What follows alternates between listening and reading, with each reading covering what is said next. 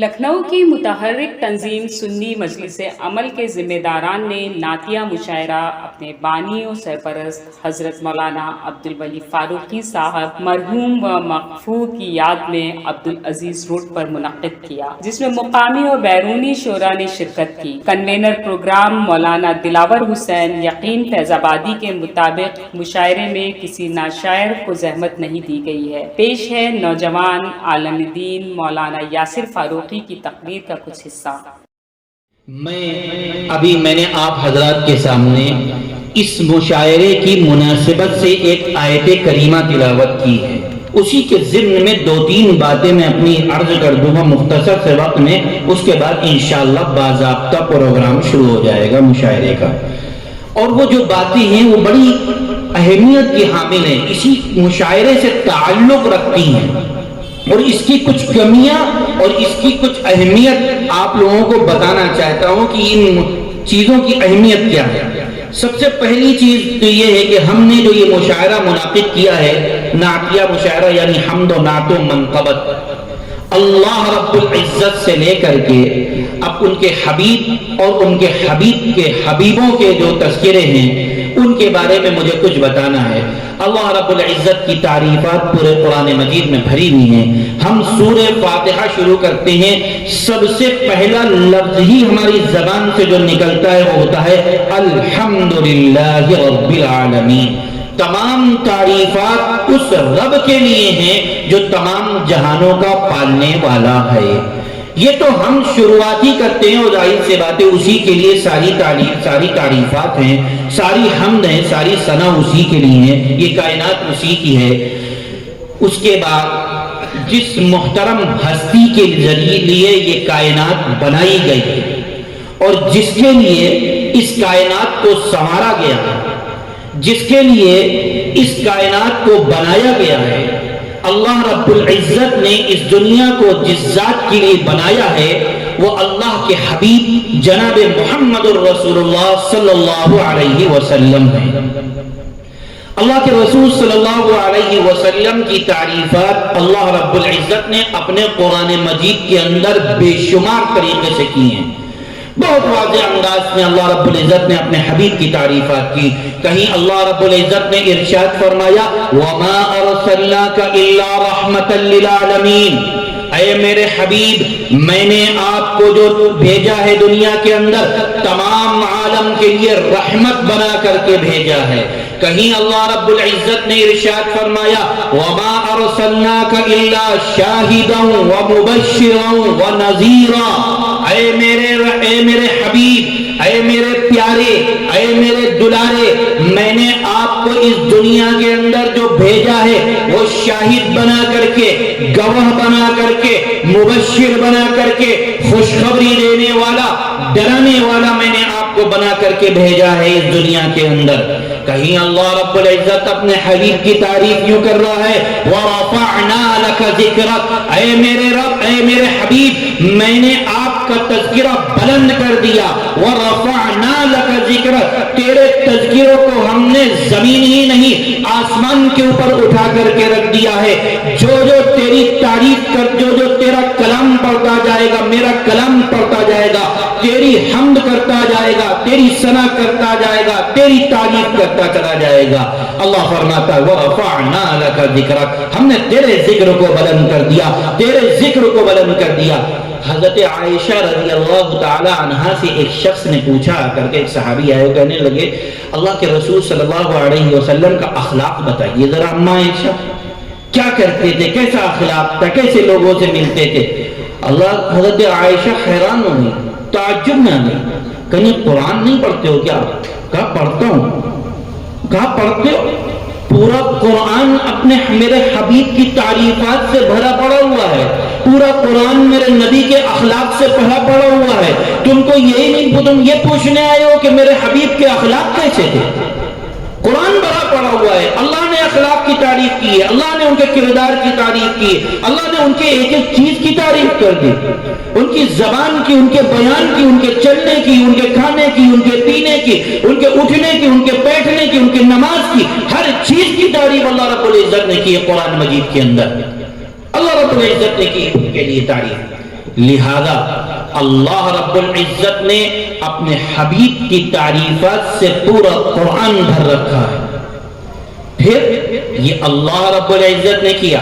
آگے چلیے، اللہ رب العزت نے جب تعریفات کی تو اللہ نے خود تعریفات کر کے چھوڑ نہیں دیا، بلکہ اللہ رب العزت نے اپنے حبیب سے فرمایا کہ یاد رکھو اے میرے نبی، اے میرے حبیب، اے میرے پیارے، اے میرے دلارے، اگر تمہارے اوپر کوئی بھی زبان درازی کرے، اگر تم سے کسی بھی زبان سے دراندازی کرے، تم سے بدتمیزی کرے، تو میں نے تم کو ایسے جانثار دیے ہیں، ایسے باوفا دیے ہیں، ایسے بے مثال دیے ہیں، ایسے تم کو اپنی جانوں کا نذرانہ پیش کرنے والے دیے، ایسے میں نے بے نظیر تم کو دیے، ایسے ساتھی تم کو دیے ہیں جو تمہارے لیے اپنی جانوں کو کھپا دیں گے، اپنی جانوں کا نذرانہ پیش کر دیں گے، لیکن تمہاری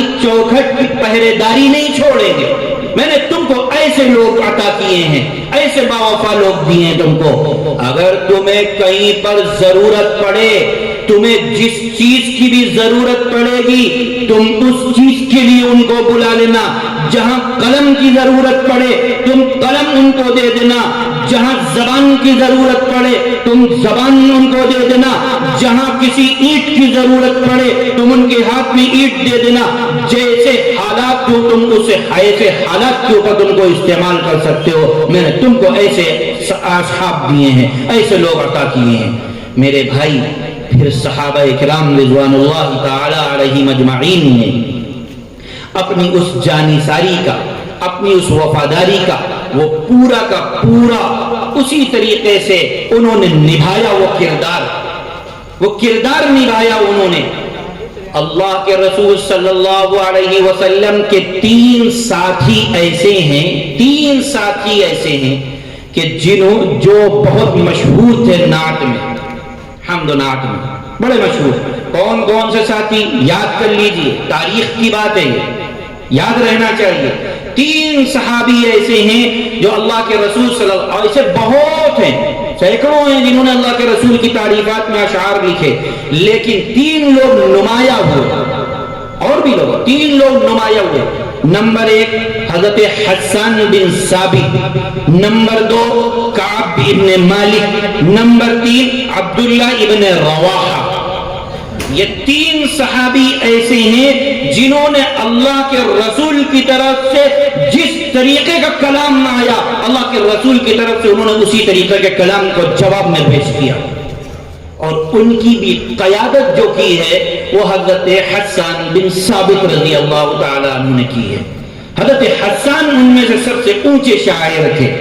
وہ اللہ کے رسول صلی اللہ علیہ وسلم کے منبر پر آتے تھے. ان کے لیے باقاعدہ منبر، آپ نے واقعات سنا ہوگا، یہ واقعات سنا ہوگا، بہت عام واقعہ کہ اللہ کے رسول صلی اللہ علیہ وسلم ان کے لیے منبر بھی بناتے تھے اور ان کے لیے فرش بچھاتے تھے اور باقاعدہ کہتے تھے کہ حسان آؤ. اصل میں کفار مکہ ہجو کرتے تھے ان اشعار میں، تو اس کے لیے اللہ کے رسول نے کہا کون جواب دے گا؟ حضرت حسان نے اپنے آپ کو پیش کیا. اللہ کے رسول نے کہا اسی انداز میں جواب دو. حضرت حسان نے اسی انداز میں جواب دیا، پھر اسی انداز میں جواب دیے. حضرت حسان بن ثابت رضی اللہ تعالی عنہ. ایک صحابی آئے، کہنے لگے رسول اللہ بڑی بے قرار ہوں میں، بڑا بے قرار ہوں میں. کہا کیا بات ہے؟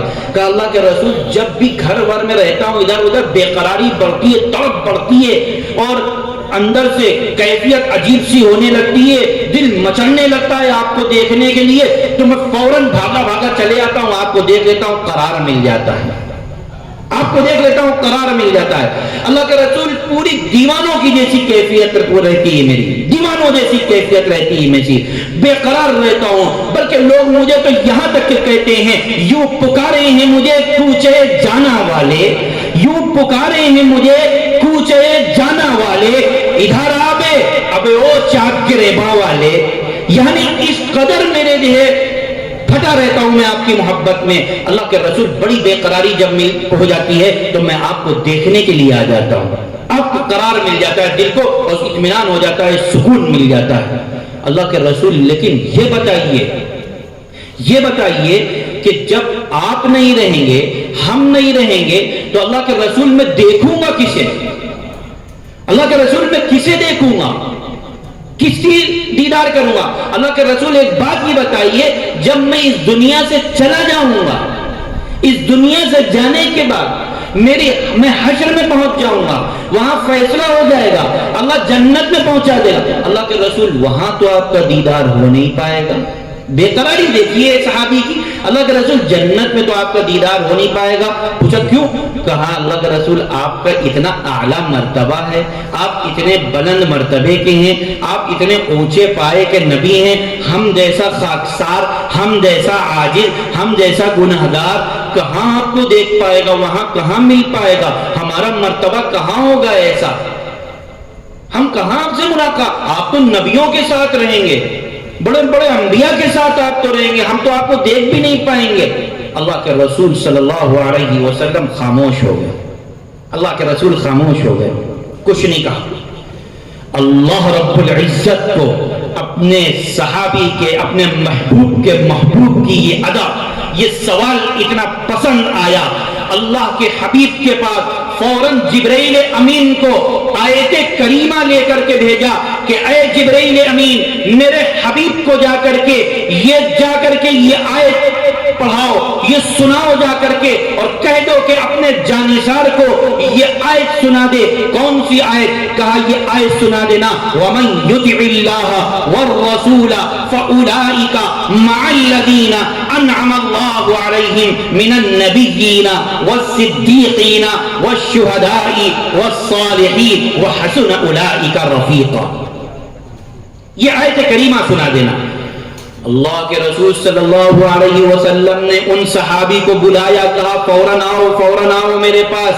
وہ صحابی آئے, کہا تمہارے سوال کا اللہ نے جواب بھیجا ہے. کہا کیا بھیجا ہے؟ کہا اللہ نے جواب بھیجا ہے کہ جو اللہ اور اس کے رسول کا کہنا مانے گا, جو اللہ اور اس کے رسول کے طریقے پر چلے گا, جو اللہ اور اس کے رسول کی باتوں پر عمل کرے گا, جو اللہ اور اس کی رسول کی تعلیمات پر عمل کرے گا, اللہ رب العزت نے فرمایا ہے فَأُولَئِكَ أَنْعَمَ اللَّهُ عَلَيْهِمْ, تو اللہ ان پر انعام کرے گا اپنا. اس کا معاملہ کس کے ساتھ کرے گا؟